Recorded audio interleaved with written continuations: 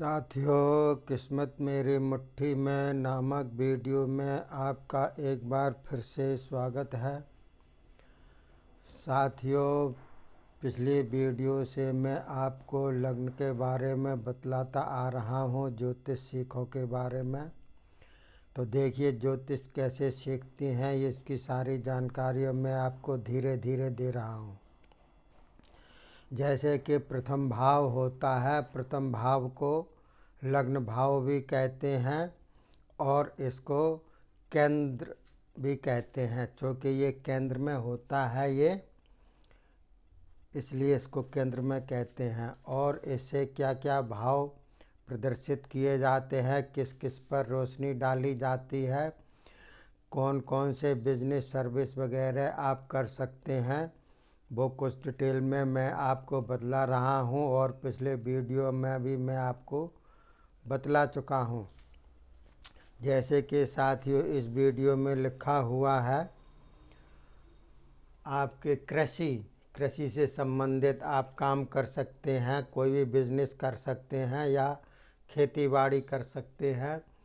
पुस्तक विक्रेता, आप पुस्तक की बिक्री कर सकते हैं।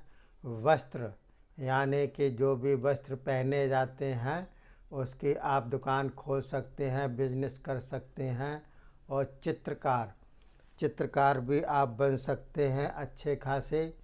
कवि और अभिनेता, नृत्यकार, जौहरी, वकील, डॉक्टर, इंजीनियर, प्राकृतिक चिकित्सा, पुलिस विभाग, खिलाड़ी, पहलवान, नेता, वैज्ञानिक, सीए, ज्योतिषी, गणितज्ञ, अध्यापक, प्राध्यापक, वकील, हलवाई, लेखक, पत्रकार, नाटककार, उपन्यासकार, सामाजिक कार्यकर्ता, संगीतकार, ठेकेदार, बीमा विभाग से संबंधित काम और मशीनरी आदि से संबंधित जो भी काम है।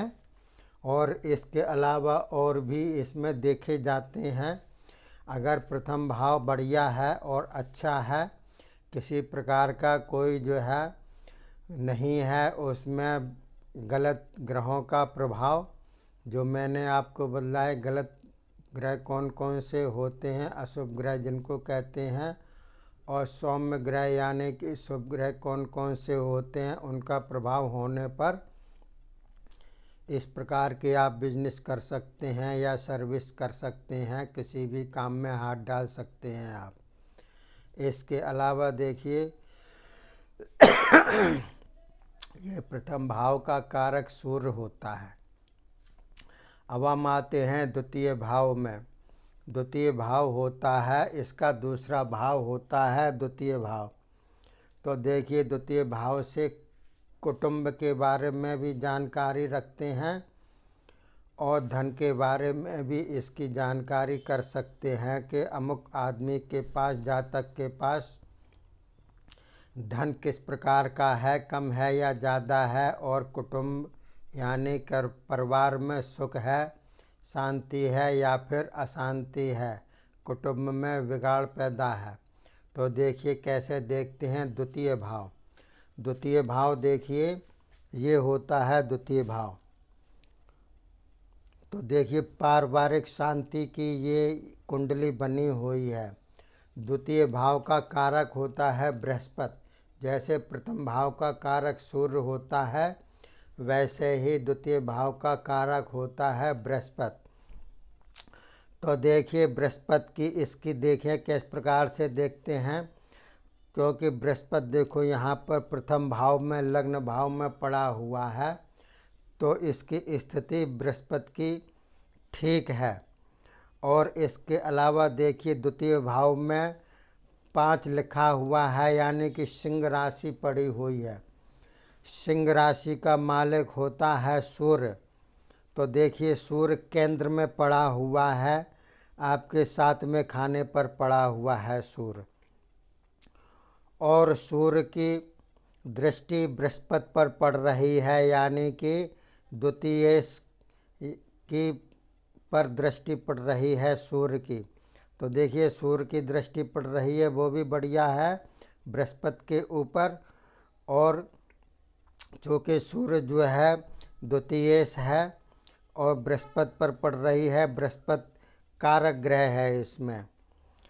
तो इस प्रकार से देखिए, ये इस प्रकार से कुंडली ये बढ़िया है आपकी, क्योंकि इसमें जो है लग्न इस भी जो है चंद्र पड़ा हुआ है आपके, यहाँ पर पड़ा हुआ है आय भाव में पड़ा हुआ है, आमदनी के भाव में पड़ा हुआ है ये, और चंद्र उच्च का पड़ा हुआ है। तो ये देखिए किसी सेठ की कुंडली है और उनका पारिवारिक में शांति है, कुटुंब बहुत बढ़िया है उसका। ठीक इसके विपरीत देखिए वो कुंडली दूसरी बनी हुई है, पारिवारिक अशांति की कुंडली बनी हुई है। तो इसमें देखिए किस प्रकार से देखेंगे। देखिए जैसे कि ये आपका पड़ा हुआ है द्वितीय भाव में, केतु पड़ा हुआ है। केतु खराब ग्रह होता है और इस द्वितीय भाव में पड़ा हुआ है, तो ये इस द्वितीय भाव को खराब कर रहा है। इसके अलावा देखिए राहु पड़ा हुआ है 8वें घर पर, तो उसकी राहु की भी सीधी दृष्टि इस पर पड़ रही है द्वितीय भाव पर, तो वो भी बिगाड़ रहा है, राहु भी बिगाड़ रहा है। इसके अलावा देखिए बृहस्पति की कोई भी दृष्टि इसके ऊपर 7वें घर पर, ये लग्न पर नहीं पड़ रही है, वो इस पर नहीं पड़ रही है द्वितीय भाव पर। बृहस्पति बैठा हुआ है 10वीं राशि पर, तो देखिए नहीं पड़ रही है दृष्टि। इसके अलावा देखिए 7वें राशि जो होती है वो तुला राशि होती है, उसका मालिक होता है शुक्र। शुक्र पड़ा हुआ है, लग्न पर पड़ा हुआ है, लेकिन नीच में पड़ा हुआ है, नीच राशि पर पड़ा हुआ है। कन्या राशि का शुक्र नीच का होता है, तो इसलिए ये है नीच की राशि पड़ गई है आपकी। और इसके अलावा देखिए ये बृहस्पति की जो है 5वीं दृष्टि इस पर पड़ रही है, लेकिन इसकी शनि की दृष्टि बृहस्पति पर भी पड़ रही है। तो शनि की दृष्टि बृहस्पति पर पड़ रही है और बृहस्पति इसका कारक ग्रह है, दूसरे भाव का कारक ग्रह जो बृहस्पति कहलाता है, मैंने आपको बतलाया। उस पर शनि की 7वीं दृष्टि पड़ रही है, तो वो भी गलत है। तो इस प्रकार से ये जो है पूरी कुंडली बनी हुई है आपकी पारिवारिक अशांति की, क्योंकि चंद्र भी देखो 12वें घर पर पड़ा हुआ है, त्रिक स्थान पर पड़ा हुआ है और सूर्य के साथ पड़ा हुआ है। सूर्य उच्च राशि में पड़ा हुआ है, लेकिन सूर्य जब चंद्र के साथ में होता है कभी भी कुंडली में, तो चंद्र अस्त हो जाता है। सूर्य की रोशनी से उसको अस्त मानते हैं चंद्र को। तो देखिए चंद्र अस्त हो गया, बृहस्पति आपके उसकी कोई भी दृष्टि पड़ रही है, 5वीं दृष्टि यहाँ पर पड़ रही है, लेकिन चूँकि शनि की यहाँ पर दृष्टि पड़ रही है इसलिए बृहस्पति भी खराब दे रहा है और राहु की सीधी दृष्टि पड़ रही है।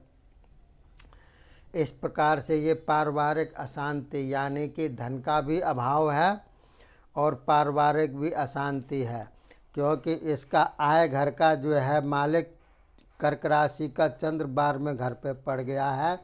ये खर्च का घर है और ये आमदनी का घर है, तो आमदनी वाला घर जो है खर्च पर पड़ गया है, तो धन के हिसाब से भी ये गलत है और पारिवारिक अशांति के हिसाब से भी ये गलत है। इसके अलावा देखिए द्वितीय भाव से आप जो है दाहिनी आँख का भी अवलोकन कर सकते हैं। अगर दाहिनी आँख जो है दूसरे भाव से अवलोकन करने पर कैसे पता चलता है, केतु बैठा हुआ है, राहु की दृष्टि पड़ी हुई है और मंगल की और बृहस्पति की दोनों ही मिलाकर के यहाँ पर दृष्टि पड़ रही है, शनि की दृष्टि पड़ रही है बृहस्पति पर, तो ये जो है दाहिनी आँख की रोशनी इसकी खराब है, यानी कि बहुत ही कम दाहिनी आंख से दिखलाई देता है। तो दाहिनी आंख का भी विचार किया जाता है दूसरे घर से, और कुटुंब का भी देखा जाता है हिसाब किताब, और धन का भी देखा जाता है कि इसमें किस प्रकार का धन है, कम है या ज़्यादा है, पैतृक संपत्ति है कैसी है, इस प्रकार से इसको देखते हैं। और आगे की कुंडलियों में मैं आपको और बदलाऊंगा, जिससे कि आपको अभ्यास हो जाए, आप देखने के अभ्यासी हो जाएं और भी किसी प्रकार की आपको परेशानी ना हो। तब तक के लिए धन्यवाद। जय हिंद, जय भारत।